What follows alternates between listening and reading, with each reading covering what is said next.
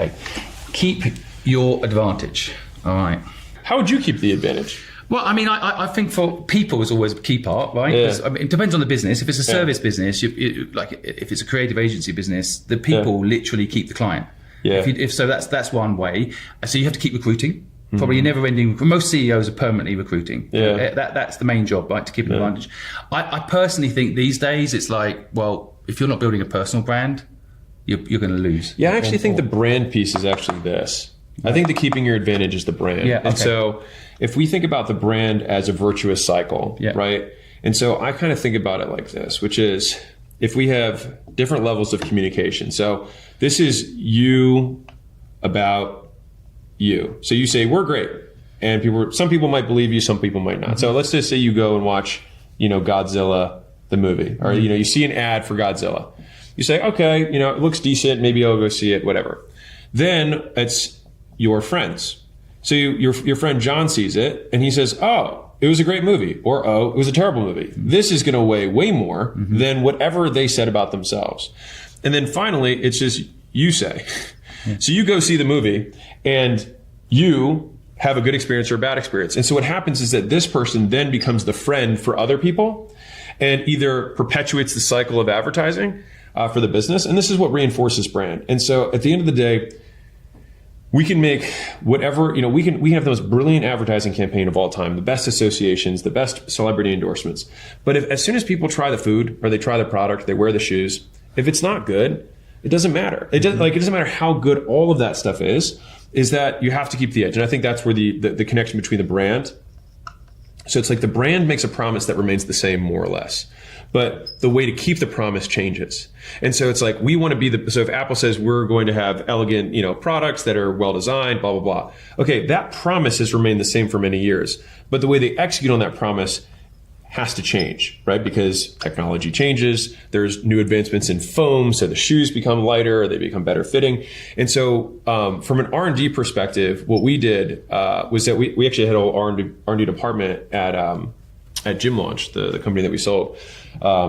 And what we did was I said, okay, here's your budget, and I want you to spend this money, no matter what, every month. And I just want you to spend it on solving our customers' biggest problems. So every month, you're going to give me a list of all the problems that they're saying they have. And I want you to try and weight them as how big is the problem and how many of them are suffering from the problem. And so we use a little format, which is, you might have seen this one before,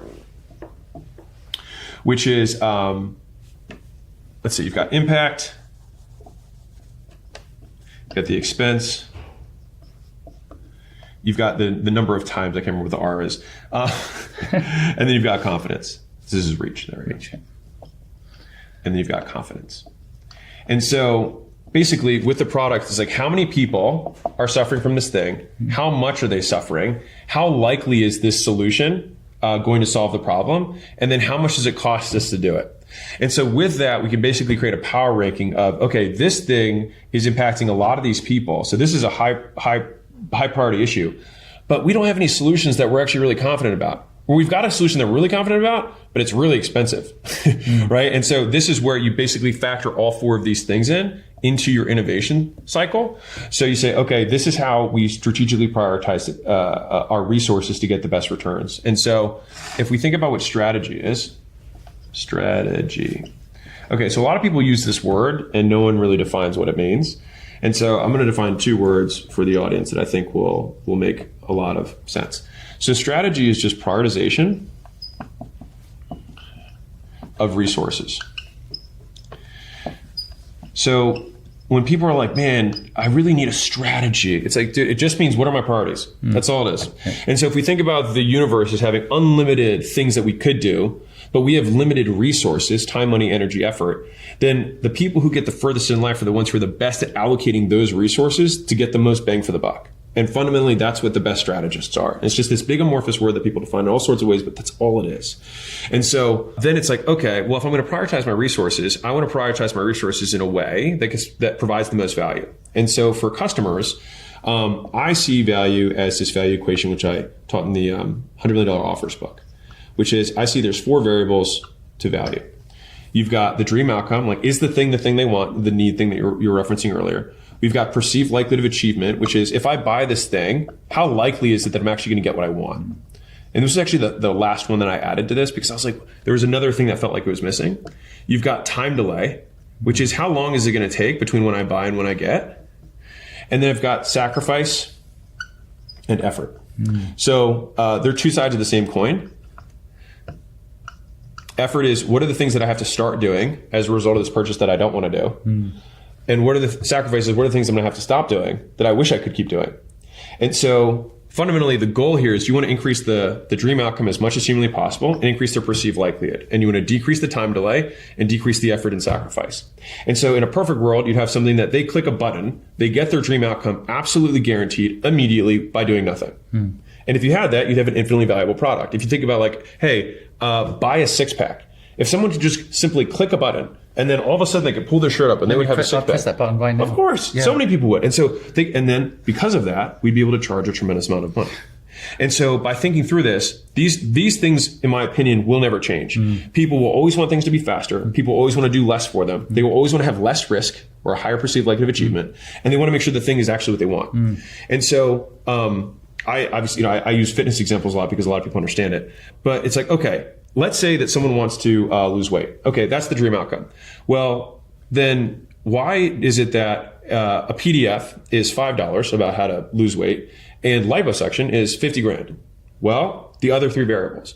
So if I think about the PDF, if I buy a $5 PDF, when I make the purchase, do I really believe that I'm immediately going to lose weight? Probably not. And so there's a huge discount that I'm going to put on the value of the PDF because I don't think I'm really going to do anything with it.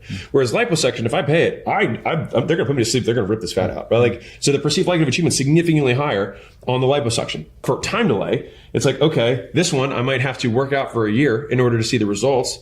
The liposuction, I go to sleep, I wake up, I'm thin. Much faster.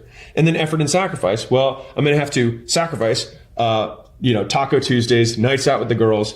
I'm gonna have to sacrifice sleeping in. I can't do that anymore. Sacrifice my weekends. And the effort is I now have to wake up early. I have to eat food that I don't like. I'm gonna have to be sore. I'm gonna have to feel stupid because I don't know how to exercise. It's like there's a lot of cost with that compared to you just wake up and you didn't do anything. And so for that reason, one thing's $5 and the other thing's 50 grand. And so if we think through that, like there's many different things that solve losing weight, making more money, getting more leads. There's a ton of different things.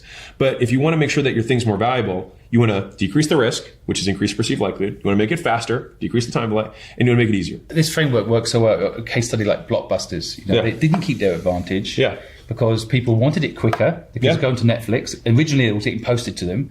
Blockbusters didn't think people wanted it posted to them. They thought it was more convenient for people to go to a store and buy it. And so it was a less time delay. There was less sacrifice. Just press a button at home. People don't keep their advantage. They die like Blockbusters do. So you've got to keep thinking about how you can make this. This is a brilliant equation, by the way. I'm glad you went a bit deeper on it because I think a lot of people just talk about this top line, as you say. They don't think about the time delay and they don't think about the sacrifice element. It's so funny you say that because the first half of my career, all I thought about was this. All I would do to me was this was promise and this is proof. So all I did was I had bigger promises, more proof, bigger promises, more proof. But if I look at the biggest companies in the world, all they focus on is this. Amazon's like, how do I make it easier? How do I make it faster? How to make it less effort for the person? And this part is usually where all of the operational effort goes in. This is all the marketing and sales. Totally. Plus this promise, if you make it too big, you damage your brand. Oh, totally. This is why this all links together. Because if you're not careful, you want to get the big sale and you sell something you haven't actually got. And then you're in real trouble. Right, next.